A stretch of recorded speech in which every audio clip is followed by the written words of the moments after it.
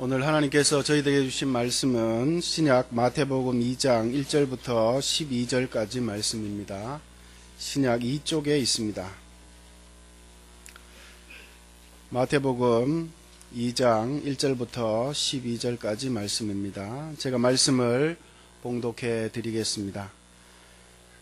헤롯 왕 때에 예수께서 유대 베들레헴에서 나심에 동방으로부터 박사들이 예루살렘에 이르러 말하되 유대인의 왕으로 나신 이가 어디 계시냐? 우리가 동방에서 그의 별을 보고 그에게 경배하러 왔노라 하니 헤롯 왕과 온 예루살렘이 듣고 소동한지라. 왕이 모든 대제사장과 백성의 서기관들을 모아 그리스도가 어디서 나겠느냐 물으니 이르되 유대 베들레헴이오니 이는 선지자로 이렇게 기록된 바 또 유대 땅 베들레헴아 너는 유대 고을 중에서 가장 작지 아니하도다. 내게서 한 다스린 자가 나와서 내 백성 이스라엘의 목자가 되리라 하였음이니이다. 이에 헤롯이 가만히 박사들을 불러 별이 나타난 때를 자세히 묻고 베들레헴으로 보내며 이르되 가서 아기에 대하여 자세히 알아보고 찾거든 내게 고하여 나도 가서 그에게 경배하게 하라.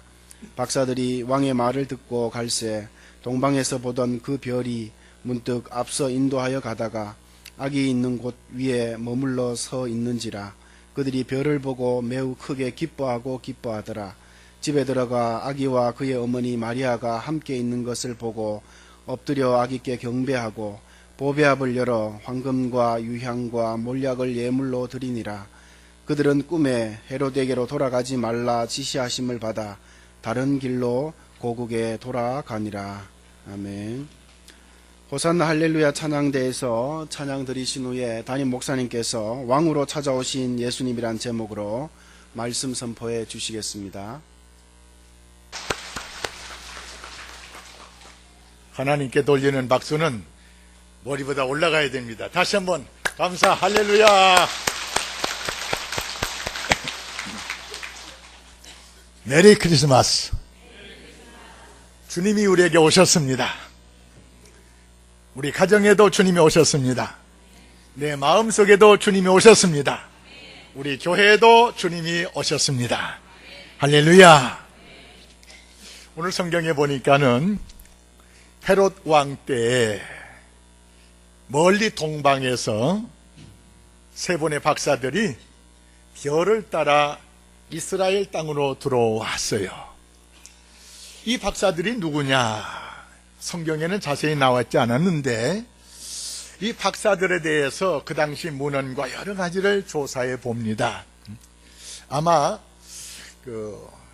페르시아, 다시 말해서 바벨론 시대에 포로로 잡혀간 이스라엘의 후예들이로 이렇게 생각을 할 수가 있습니다. 하나님께서 믿음의 조상 아브라함에게 별을 쳐다보라 했어요. 왜 별을 쳐다보라 했어요? 너의 자손을 별처럼 많이 번성하게 하겠다. 별은 아브라함에게 있어서 하나님의 약속이요, 별은 아브라함에게 있어서 하나님의 메시지였습니다. 뿐만 아니라 민수기 24장 17절 말씀에 보면은 한 별이 야곱에게서 나오며 한 규가 이스라엘에서 나와서 모압 땅 이쪽 저쪽까지 다 쳐서 다스리신다는 말씀이 있어요. 여기에 한 별이 야곱에게서 나오며 한 규는 왕만이 사용하는 거죠. 한 규가, 다시 말해서 한 왕이 이스라엘에게서 나와서, 모압은 모든 불신 세력들을 대표하는 그런 나라가 이 모압인데 모압의 이쪽 저쪽까지 다 쳐서 멸하시겠다. 다시 말해서 심판의 왕으로 오실 예수님에 관한 예언의 말씀이 민수기 24장 17절에 약속되어 있어요. 다시 말해서 이스라엘 사람들은 하나님의 말씀을 기억하면서 별을 쳐다보면서 한 다스릴 목자가 나올 것을, 야곱의 후손에게서 나올 것을, 그리고 이스라엘에서 나올 것을 기대했어요. 이스라엘 땅에 살던 사람들도 기대했지만 이스라엘의 후예로서 외국에 흩어져 있는 디아스포라들도 그 메시아를 기대했습니다. 오늘 성경에 나온 이 박사들은 별을 연구하는 박사들이에요. 아무래도 성경의 말씀에 근거해서 아기 예수가 이스라엘에서 왕이 나올 것에 대한 기대를 가지면서 별을 연구했는데 마침 한 별이 밝게 나타나가지고 이 별이 이스라엘 땅으로 향해서 이렇게 흘러간, 여기 동방이란 지금의 그 당시에 이 페르시아는 굉장히 큰 나라였습니다. 지금의 이락, 이란, 사우디 그 지역이 바로 페르시아 지역이에요. 그쪽에서 이 이스라엘보다는 좀 북동쪽에 있어서 동쪽에서 그 지역에서 박사들이 예루살렘을 통해서 베들레헴까지 간 것을 사람들은 여러 가지 문헌을 통해서 그렇게 추측할 수밖에 없는 상황으로 이렇게 해설적인 것이 기록되는 볼 수가 있는데, 하여튼 이 동방에서 박사들이 별을 따라서 예루살렘까지 왔어요. 근데 잠시 별이 없어졌어요. 어떻게 없어졌을까? 저도 추측을 한번 해봅니다. 갑자기 구름이 가려져 가지고 없어졌나? 어떻게 없어졌나? 별을 따라 여기까지 왔는데, 그런데 하나님의 말씀을 이루기 위해서 별이 잠깐 저들의 눈에서 사라졌습니다. 별을 잊어버리고 나니까는 어디 유대인의 왕으로 오신 자가 어딘가 잘 몰라요. 이 박사들이 유대인의 왕으로 나신 자를 찾으러 왔어요. 유대인의 왕. 이 말은 유대인의 후예인 것을 우리가 예측할 수 있는 그런 분명한 저들의 고백인 것을 볼 수가 있습니다. 이 동방 박사들이 아무래도 왕은 알지 않겠나. 그 당시에 헤롯 왕은 알지. 이 헤롯 왕은 에서의 후예 중에 한 후예예요. 에서의 후예이기 때문에, 야곱의 후예가 아니기 때문에 이스라엘 사람들에게는 좀 좋은 환영을 잘 못 받았어요. 하여튼 로마의 황제에게 여러 가지 좀 이렇게 상납도 하고 그런 가운데 왕권을 가지고 와서 이스라엘을 다스리는 그런 사람이 바로 이 헤롯 왕이에요. 이 헤롯 왕이 사는 궁궐에 들어가서 우리가 멀리 동방에서부터 오는데 그의 별을 보고 찾아왔는데 별을 잊어버렸다고요.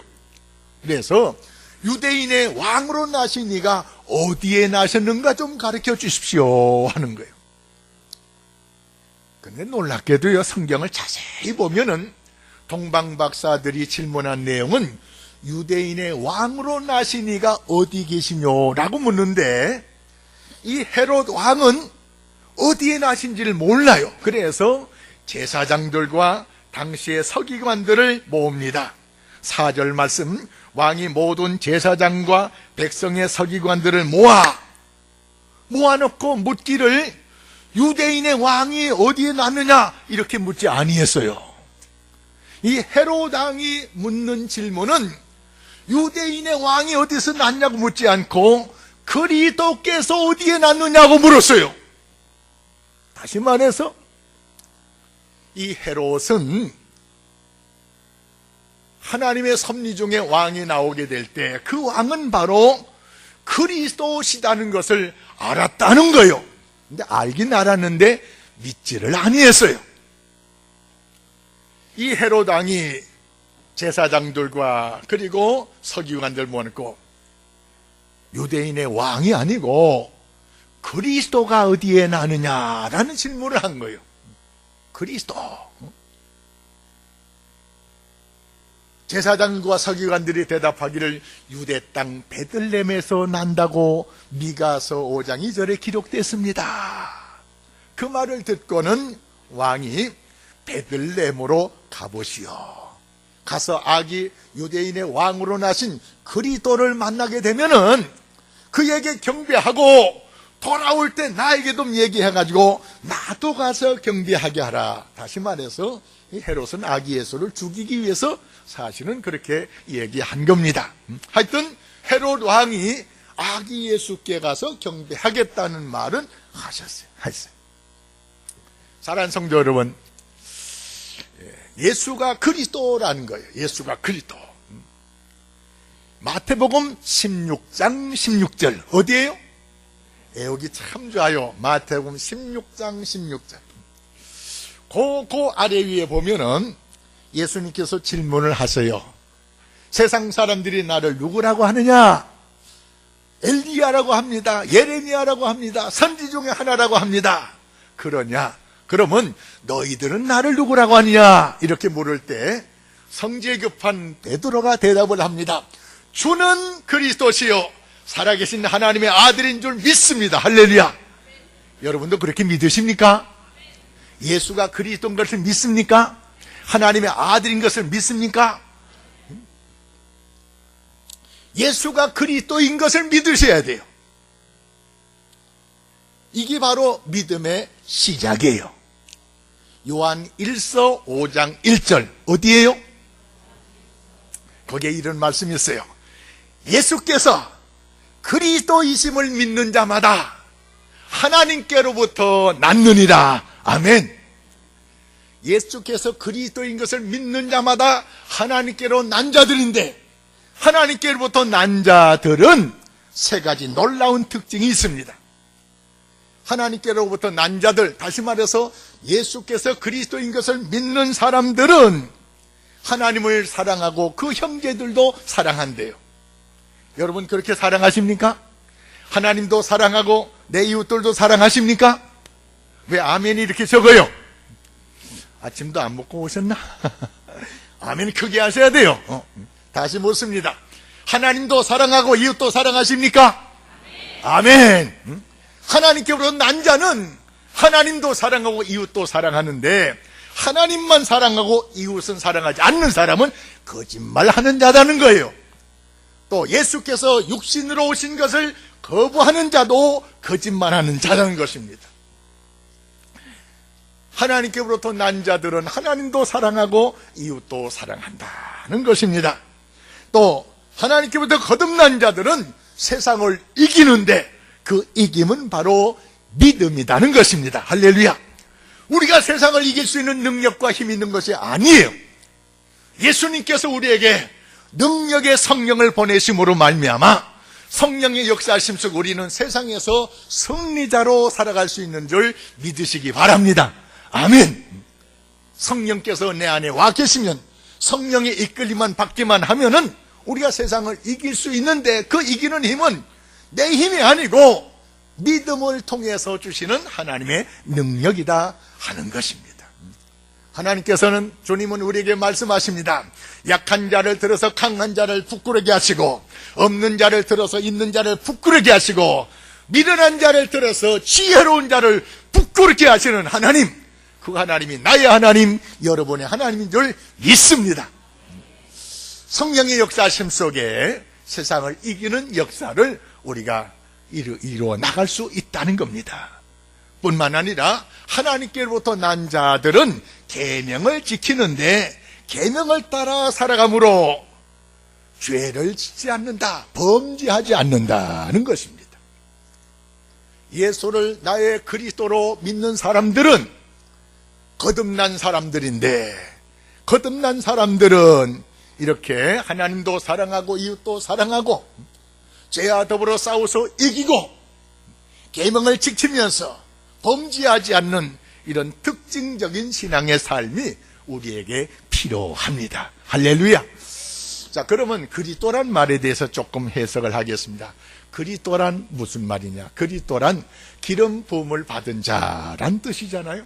기름 부음, 기름을 부었다는 것은 누가 기름을 부느냐? 하나님이 기름 부어주시는데, 기름 부음을 받는 대상이 세 부류가 있습니다. 이스라엘 땅에서 왕이 되는 사람에게 기름을 붓습니다. 선지자들에게 기름을 붓습니다. 제사장이 되는 사람에게 기름을 부어요. 자, 기름을 누가 붓는다고요? 누가 기름 부음 받는다고요? 첫째, 왕. 둘째, 선지자. 셋째, 제사장. 금방 얘기했는데 요건 다 암기하셔야 돼요. 이건 다 기본적인 신앙입니다. 기름 부음을 받는 사람, 첫째, 더 크게 2층에는 안 하는 것 같아. 기름 부음에서 첫째 누구라고요?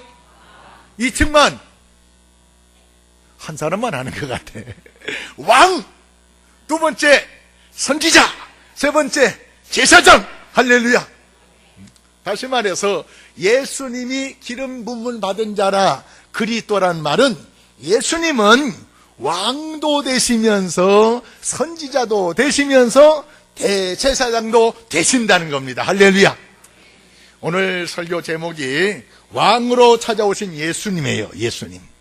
예수님을 우리가 왕으로 모셔드려야 돼요. 왕. 근데 세상에 왕이 많아요. 근데 왕 중에 예수님은 왕 중의 왕이에요. 만군의 주가 되시고 왕 중의 왕이신 것을 믿으셔야 됩니다. 다시 말해서 보통 왕이 아니에요.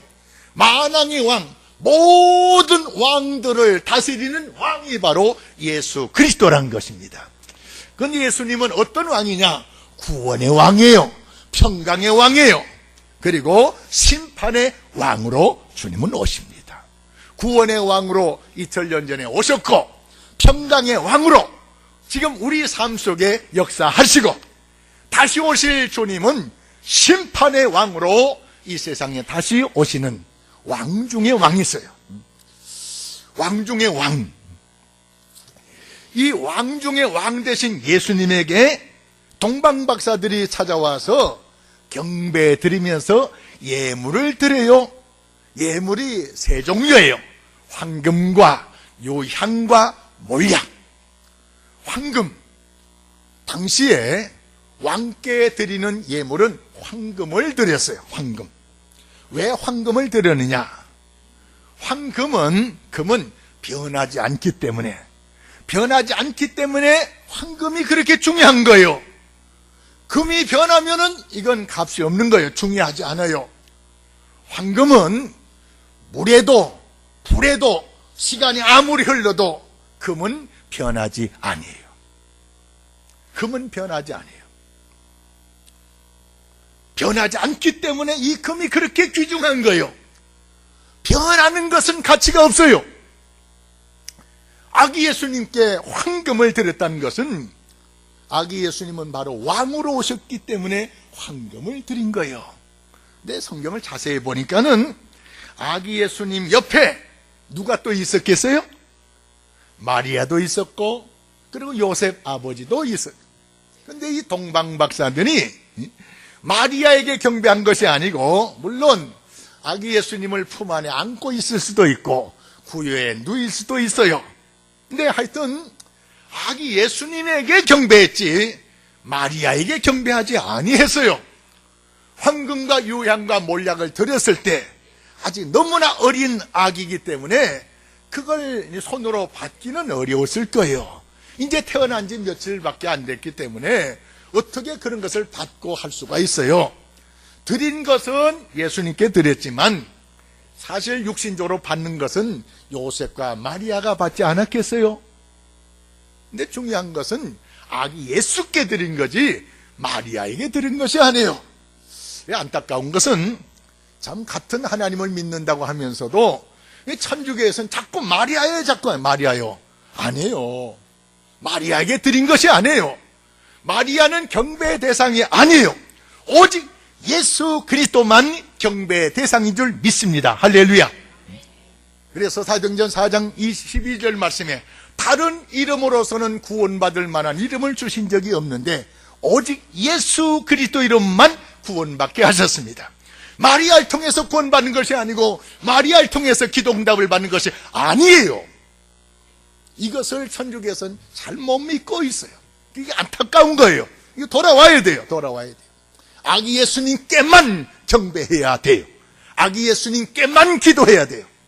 마리아 앞에 가서는 머리 숙이는 게 아니에요.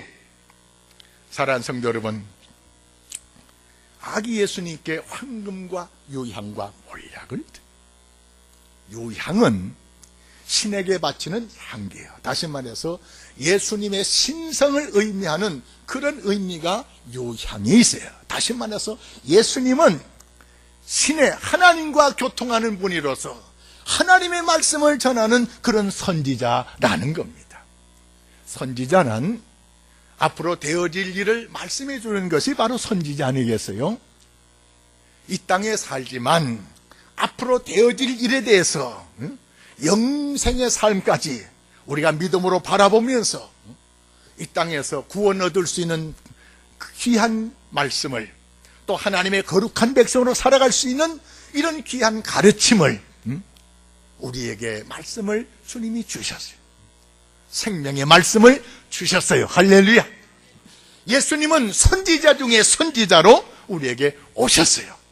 그래서 예수님께서 세례 받으러 가실 때 세례 요한을 통해서 말은 너희는 저의 말을 들을지어다. 할렐루야. 예수님은 대선지자로 오셨기 때문에 예수님의 말씀을 우리가 들으셔야 돼요. 왜요? 그분이 우리를 길이요 진리요 생명의 일로 인도하실 뿐만 아니라 죽어도 다시 사는 은혜의 길로 우리를 인도하시기 때문에 그분의 말씀을 듣고 살아가셔야 될 줄로 믿습니다. 금년 한 해 동안 성경을 열심히 읽어보자고 했어요. 열심히. 어제 신방을 오늘 우리 성도님이 신방 요청해가지고 지난번 초청주일에 온 분을 신방을 갔어요. 가서 얘기하는 중에 이 어른이 성경을 많이 읽었더라고요. 그동안 목사님 성경 6번 읽었습니다. 하여튼 시간만 나면 성경 읽은 거예요. 할렐루야. 시간만. 처음 우리 교회 초청주일에 온 분은 다른 교회에서 다른 데서 진량에서 세례도 받고 하셨더라고. 근데 그분이 예수 믿기 시작하면서 성경을 일독을 했대요. 이제 예수 믿은 지 몇 년 되지 않는데 성경이 얼마나 재미있는지 막 성경을 미치도록 읽었대요. 할렐루야. 우리도 그런 믿음 가지셔야 됩니다. 할렐루야. 이 하나님의 말씀을 듣는 자가 복이 있고 읽는 자가 복이 있고 이 말씀을 지키는 자가 복이 있다고 주님께서 말씀해 주신 줄 믿습니다. 우리를 앞서가는 사람 되게 하는 것이 바로 성경이 말씀이에요. 세상 사람보다 앞서가고 싶습니까? 성경을 읽으세요. 앞서가면 먼저 된 자가 되고 싶으니까 성경을 읽으시기 바랍니다. 성경은 이 세상 모든 문화보다 앞서가게 우리를 인도하시는 지침이 된 줄 믿습니다. 그런 의미에서 주님은 우리에게 대선지자로 오셨어요. 세 번째, 예수님은 대제사장으로 오셨습니다.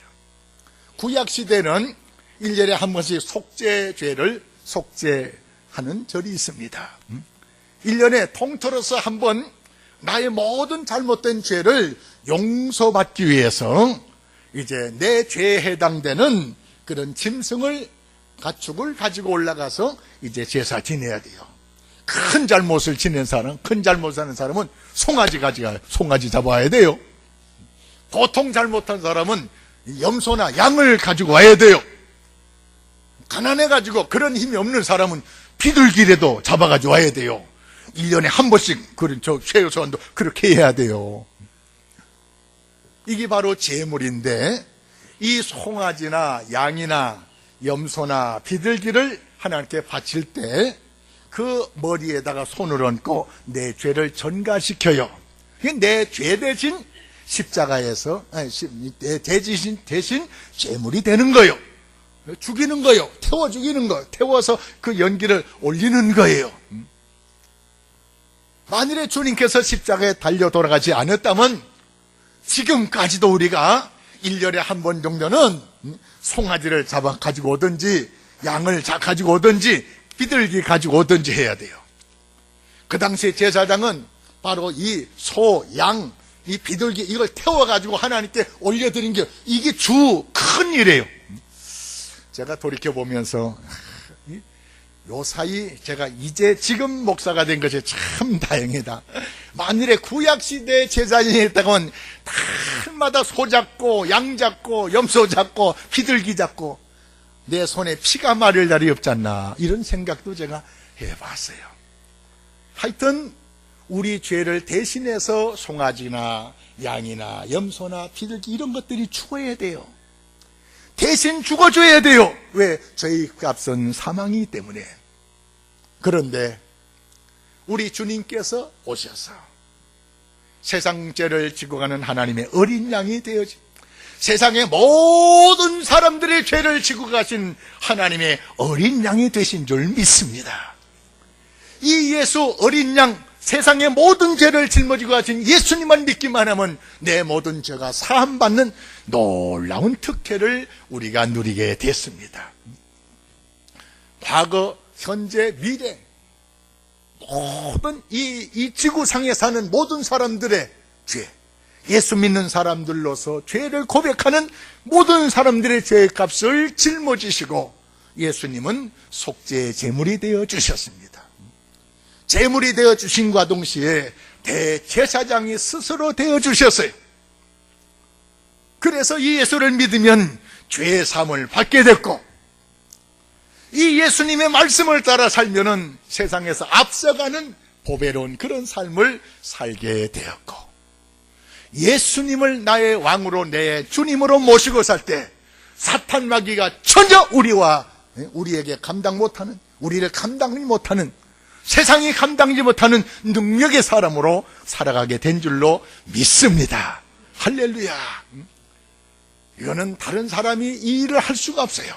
이 세상에 수많은 왕들, 황제들, 천황들이 왔다 갔지만 우리에게 이런 은혜를 준 사람은 하나도 없어요. 오직 예수 그리스도만 세상이 감당치 못하는 능력의 사람으로 우리를 인도해 주셨고, 세상에서 앞서가는 하나님의 사람으로 이 귀한 생명의 말씀을 우리에게 주셨고, 우리의 모든 죄를 다 속죄하시는 구속의 제물로 주님께서 스스로 되어 주셨기 때문에 이 예수를 그리스도로 믿는 자마다 하나님의 왕권의 권세를 가지고 이 땅에서 살아가게 됐습니다. 그래서 예수 믿는 사람들은요, 귀신, 푸닥거리 이거 안 되는 거예요. 푸닥거리는데 가서 구경만 해도 저 무당이 푸닥거리를 못하는 거예요. 왜요? 예수님의 권세가 내 속에 있는 줄 믿습니다. 예수 믿는 사람에게는 예수님의 권세가 있어요. 우리가 찬양을 합니다. 예수님 권세, 내 권세, 예수님의 능력, 내 능력. 어떻게? 예수님을 나의 왕으로 모실 때 그 왕의 권세가 나를 통해서 나타나는 역사가 있는 줄 믿습니다. 왕의 말씀을 통해서 우리가 앞서가는 보배로운 사람이 되는 줄 믿습니다. 예수님이 우리의 죄를 짊어지셨기 때문에 우리는 모두가 다 죄인은 죄인인데 용서받은 의인이 된 줄로 믿습니다. 이 귀한 은혜, 이 놀라운 하나님의 은총을 우리가 예수님의 오심으로 우리가 받게 됐어요. 그래서 이 예수님께 황금을 드려도 아깝지 않냐고, 유향을 드려도 아깝지 않고, 몰약을 드려도 아깝지 않고, 이 예수님께는 무엇을 다 드려도 아깝지 않은 놀라운 하나님의 은혜가 있습니다. 오늘 우리가 준비한 예물들, 비록 작은 예물을 할지라도 이런 귀한 은혜에 대한 감사 예물로 드리는 그런 예물들이 되시기를 바랍니다. 할렐루야. 이제는 내가 가진 것이 좀 부족하고, 내가 아는 것이 좀 부족하고, 내가 권력이 부족하다 할지라도 세상에서 뒷걸음치고 사지 말고 당돌할 정도로 담대하게 살아가시 바랍니다. 두려워하지 말라, 놀라지 말라. 내가 너와 함께 함이니라. 만왕의 왕이 되신 주님이 나와 함께 하심으로 세상에 끌려가지 않고 이제부터는 세상을 끌고 가는 능력의 사람, 말씀의 사람, 믿음의 사람, 소망의 사람, 영생의 사람, 예수의 사람 되시기를 주의 이름으로 축원합니다. 기도하겠습니다. 거룩하신 아버지 하나님, 예수님을 이 땅에 보내주셔서 우리가 예수님이 오신 것을 알지 못했지만 믿음의 선배들을 통해서 우리를 주님의 전으로 인도해 주시고, 이 귀한 예수님을 나의 구주로, 나의 구세주로 내 마음속에 모시고 예수님과 함께 살아갈 수 있는 특권 주신 것 너무너무 고맙고 감사합니다. 예수님 때문에 하나님의 사람으로 거듭나게 되었고, 예수님 때문에 모든 죄를 용서받게 되었고, 예수님의 말씀 때문에 세상에서 앞서가는 사람 되었고, 예수님의 권세 때문에 세상에 끌려가지 않고 세상을 끌고 갈 만한 능력의 사람으로 살게 되었고, 죽어도 다시 사는 부활과 영생의 소망을 가지고 살게 해주신 것 너무너무 고맙고 감사합니다. 이 크고 놀라운 은혜와 사랑을 감사드리며 우리의 마음과 정성을 모아서 이 시간 동방박사들처럼 예물을 드리오니 예물도 받으시고 우리의 마음도 우리의 생각도 우리의 몸도 다 주님 받아 주시옵소서. 우리 구주 예수님의 이름으로 간절히 감사하며 기도합나이다. 아멘.